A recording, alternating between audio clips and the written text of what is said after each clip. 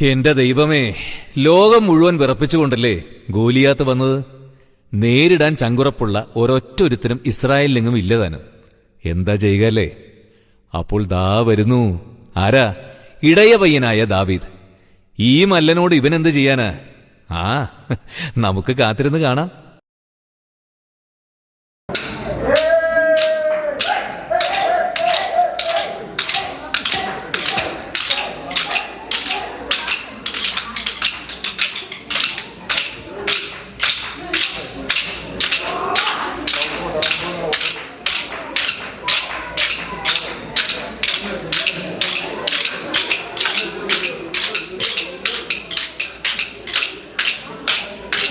കടുകിടെ കഞ്ചിമ്മാതാക്കടലിൽ ഒരു രാവോളം പടവിൽ തങ്ങി ഉടലുമുലഞ്ഞ് വലകളെറിഞ്ഞ് പടപട പടഹം പടപട പടഹം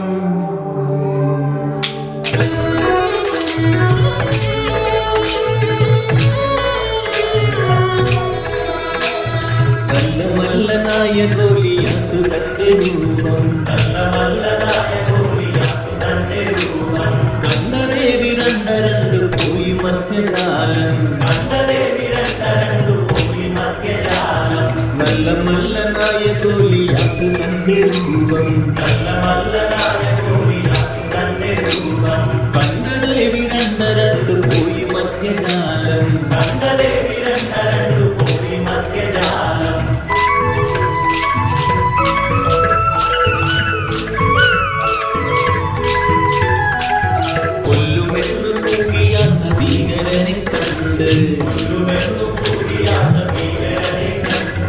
വല്യനെ പിണക്കിയൊരു വന്നു ദൂരെയായി,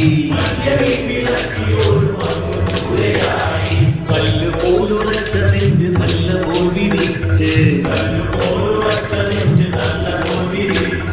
പല്ലിളിച്ച് കുലവിളിച്ചു നിന്നു ഗോലിയാത്തും,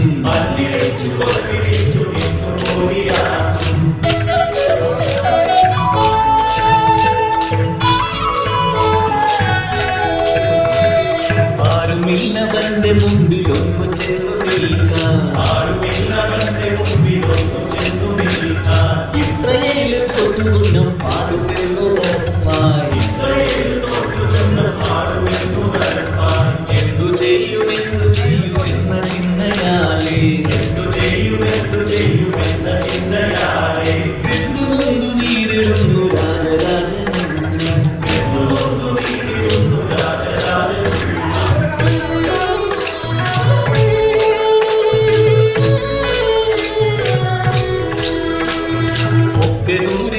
കണ്ട കൊച്ചു പയ്യനാവി, അക്കനേരം നോക്കി വന്നു മന്നവന്റെ മുന്നിൽ,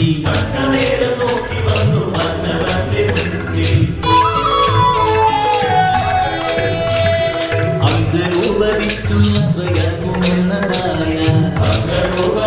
യാത്രയാക്കുമെന്നതായ, എങ്ങനെയോ ഇവന്റെ കഥകളിച്ചിരുന്നു ഞാൻ, കൊച്ചു പയ്യനെന്തു പറ്റിയെന്നതായി രാജൻ, പൂച്ചയോട് ചുണ്ടലിക്ക് പൊന്തിരിയുണ്ടോ,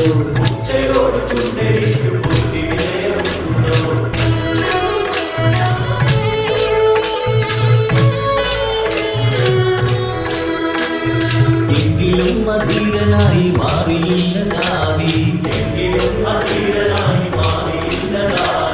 ചങ്കുറപ്പു കാട്ടുമെന്നുറക്കയെന്ന് ചൊല്ലി, തന്റെ തൊപ്പി കവചമൊക്കെ പയ്യനേകി മന്നൻ, എങ്കിലും അവകളൊക്കെ മാറ്റിവെച്ചു പയ്യൻ,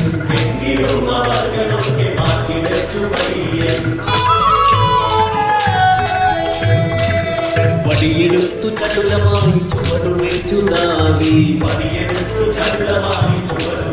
ദാവീദ്, ഉടലുമാല കീറുവാൻ വരുന്ന വണ്ടിന്റെ നേരെ ഒന്ന് രണ്ട് മൂന്ന് നാല് അഞ്ച് കല്ല് സഞ്ചിയിൽ കരുതി വെച്ച് കവണിയോടെ കേറി വന്നു താവി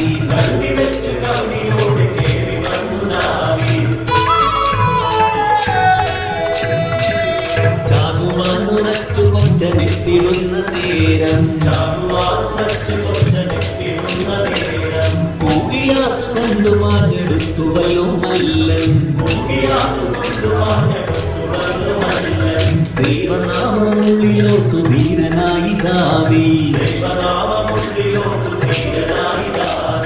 ഏതു കല്ല് കവണി കൊണ്ടവന്റെ നെറ്റി നോക്കി